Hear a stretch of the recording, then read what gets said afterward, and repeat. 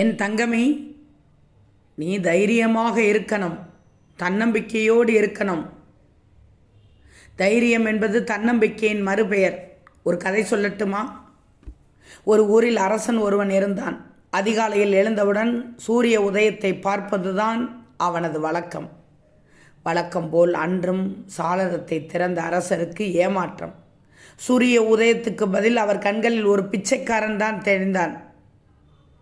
போயும் போயும் இவன் முகத்தில்தான் விழிப்பதா என்று கடும் வெறுப்போடு திரும்பினார் அரசர். திரும்பிய வேகத்தில் சுவற்றில் அவரது தலை அடிபட்டு ரத்தம் கொட்டியது. வலியோ பொறுக்க முடியவில்லை. அத்துடன் கோபம் வேறு பொங்கியது அரசனுக்கு. அந்த பிச்சைக்காரனை இழுத்து வாருங்கள் என்று கட்டளையிட்டார்.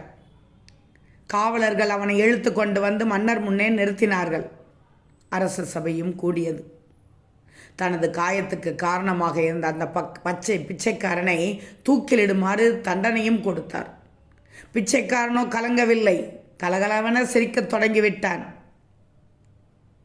சபையில் இருந்தவர்கள் முழித்தார்கள், திகைத்தார்கள், விழித்தார்கள்.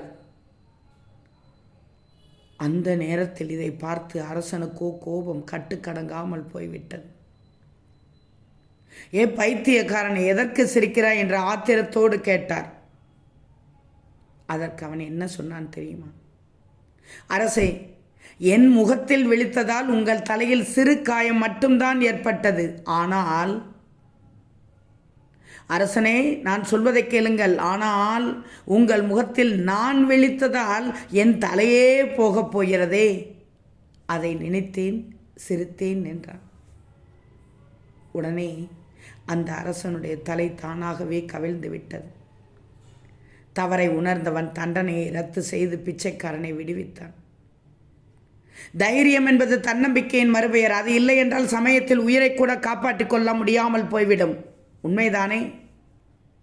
அவனுடைய தந்திரம் வேறு. தந்திரம் என்று எடுப்பதை விட அந்த நேரத்தில் அவனுடைய தைரியமான பேச்சு, எப்படியும் நம்மை காப்பாற்றிக் கொள்ளலாம் என்ற தன்னம்பிக்கை உயிரையே காப்பாற்றி விட்டானே. தைரியமாக இருங்கள் குழந்தைகளே, தைரியமாக இருங்கள், தன்னம்பிக்கையோடு இருங்கள். உங்கள் சாய் உங்கள் பக்கத்தில் தான் இருக்கிறேன். அனைத்தையும் பார்த்து கொண்டு தான் இருக்கிறேன். நிச்சயம் உங்கள் வாழ்க்கை நன்றாக இருக்கும். தைரியம் வேண்டும், தன்னம்பிக்கை வேண்டும். ஓம் சாய்ராம்.